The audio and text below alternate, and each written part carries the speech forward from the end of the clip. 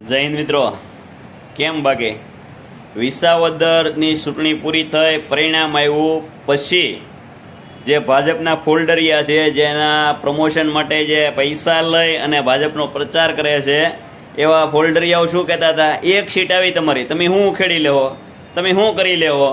મતલબ એને ખબર છે કે અત્યાર સુધીમાં વિપક્ષના એક પણ ધારાસભ્યોને આ લોકોએ સત્તાપક્ષવાળે કામ નથી કરવા દીધા. એ આ વાતની સાક્ષી પુરાવે છે કે આ લોકોથી સત્તા પક્ષના અધિકારીઓને દબાવી કરવી અને એને કારણે સત્તા પક્ષ છે ને, વિરોધ પક્ષનો જ્યાં પણ નેતા ચૂંટાઈને એને કામ નહીં કરવા દેવાની આઈન ધીરે લેતી. આ એના ફોલ્ડરિયા એના પૈસા લઈ અને એની પ્રમોશન કરવાવાળાને ખબર હતી, એટલે એ વિસાવદરની ચૂંટણીની જીત્યા પછી આ રીતના ફાંકા ફોજદારી કરી. પરંતુ એને ખબર નહોતી કે વિસાવદરમાં ગોપાલભાઈ ઇટાલિયા જીત્યા છે, જે હારા હારા અધિકારીઓને તારા દેખાડી દે, દિવસવાળા દિહાળે તારા દેખાડી દે. અને એને કારણે એની જે સંકલન સમિતિની બેઠકોમાં એના વિસ્તારના જે પ્રશ્નો રજૂઆત કરવાની ટેવ છે, એની જે ધારદાર રજૂઆતો છે, અને એને કારણે જે અધિકારીઓને જવાબ આપવા પડે છે, આ બધું જોઈ અને શીખ્યા. હવે આપણા ગુજરાત રાજ્યના ઓલપાડ વિધાનસભાના ધારાસભ્ય અને હાલમાં વનમંત્રી એવા મુકેશભાઈ પટેલે પણ 2 દિવસ પહેલાં કાલે ફોરલેનનું કામ ચાલુ હતું ને નિરીક્ષણ કરવા ગયા કે આમાં બધા ડામર બામર નાખો છો ને, નકરા અમને આપી ગયો છો, પછી બીજા શું કરશે. એટલે લોકો પછી હવે કે આવા 2 વર્ષ પછી ચૂંટણી આવે છે અને તમે આમનામ કામ કરશો ને અમારા વિસ્તારમાં કામ થાય તો હારું. આ હવે ગોપાલભાઈ ઠેઠ વિધાનસભામાં પહોંચ્યા, અત્યાર સુધી તો એ બહારથી ખાલી કહેતા હતા, હવે ત્યાં એ કે ગજવ છે. એટલે હવે બધા મળ્યા જોવા. પછી સાવરકુંડલાના ધારાસભ્ય મહેશભાઈ કસવાલા, એણે પણ સંકલન સમિતિમાં અધિકારીઓનો ઉગાડો લીધો કે અમે કામ કહીએ છીએ, તમે કામ કરતા નથી. પણ આ સુધી ક્યાં ગયા હતા, અત્યાર સુધી કેમ નહોતા કહેતા.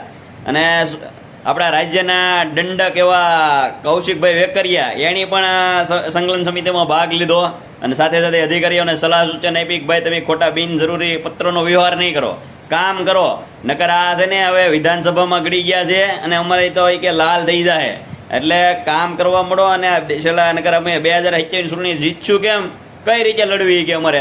કારણ કે હવે તો અમારે લેખાજોખા દેવા પડશે અને પ્રજા એટલી હવે તો જાગૃત થવા મળી છે. જો બધે વિસાવદરવાળી થવા મળી તો 2027માં અમારી તો સીટ ગઈ, અમારી તો સત્તા ગઈ, અને જે અમે અત્યાર સુધીના પૈસા બનાવ્યા છે મહેલોના મહેલો ભરીને, એનો કાંઈ વારો નહીં આવે. એટલે હવે જો જનતા ખાલી જાગે, એનો આત્મા અંદરથી જગાડે અને મત દેતી વખતે ખાલી સવાણું, દારૂની પોટલી અને રોકડા રકમ લીધા વગરના જો મત આપે ને પોતાની રીતે સારા એવા લડાયક ઈમાનદાર એવા માણસોને, તો આ અધિકારીઓ નાલાયકો જે આપણા ટેક્સના પૈસા પગાર લે છે ને, એ કામ તો કરી જ છે. એને નથી આવડતું એવું નથી, બધા ભણેલા ગણેલા છે. ખાલી નેતાઓ જ અભણ હતા અત્યાર સુધી, બરાબર. અધિકારીઓ તો ભણેલા જ છે, પણ એને આની ટેવ પડાવી દીધી કે ભાઈ મલાઈ ખાઓ, તમે અમારી હારો મલાઈ ખાઓ, અમે ખાઈને તમે ખાઓ, ભાગ બટાઈથી આંકતા હતા. પરંતુ જેવા ગોપાલભાઈ ઇટાલિયાની વિસાવદરમાંથી જીત થઈ અને એની એન્ટ્રી થઈ અને એની જે એના વિસ્તારના પ્રશ્નો જે પડ્યા હતા, એ બધા જે વાચા આપવાની ચાલુ કરી, જે રીતે એની મેથડ છે વાચા આપવાની, એ જોઈ અને હવે આ બધા સત્તા પક્ષના ધારાસભ્યોને લાગી આવ્યું કે સારું કંઈક કરવું પડશે, નકર હવે મેળ પડશે નહીં. એટલે તમે જાગો, તમારા મતનો ઉપયોગ કરો અને તમારા ફોનનો ઉપયોગ કરો. કારણ કે ફોનમાં આપણે સેલ્ફીઓ તો બહુ લેતા હોઈએ છીએ, પરંતુ હવે ફોનનો ઉપયોગ તમારે કરવાનો. જ્યાં પણ સરકારી કચેરીમાં જાઓ કે કોઈ તમારા નેતાઓ પાસે જાઓ, કોઈ કામ માટે જાઓ, અને જ્યારે કામની હા કે ના પાડવાના હોય ને પહેલાં તમારે તમારો ફોન ચાલુ કરી દેવાનો. તમારો ફોન ચાલુ કરશો ને એટલે નેતા એમ કે ભાઈ લાય કરોમાં વિડીયો નહીં ઉતારતા. શું કામ કે એમાં એના જે ભ્રષ્ટાચારીના કામ હોય ને કામ નહીં કરવાના જવાબો હોય, એ બધા તમે જનતાને દેખાડી દો, બરાબર. બાકી તમે નેતાઓને કે અધિકારીને બોલાવજો કે ભાઈ મારે એક છે ને સારી એવી દુકાનનું ઓપનિંગ કરવું છે, તમારી પાસે રિબીન કપાવી છે, દોડા આવશે, ત્યાં ફોટો લે, તમારી પડખે ઉભારીને ફોટો પડશે. પણ જો કામ લઈને ગયા અધિકારી સરકારી કચેરીમાં, તો અમારા દીકરા ફોનની ના પડશે, ફોન લઈને નહીં આવવાનું, ફોન એલાઉડ છે. એટલે આ બધા ઘરના કાયદા કાનૂનો એને કંઈ તમારી પાસે રાખો, તમારા બધાને સુલા અમારા ટેક્સના પૈસા ત્યાં લે છે, બરાબર છે. એટલે બધા જાગૃત બનો.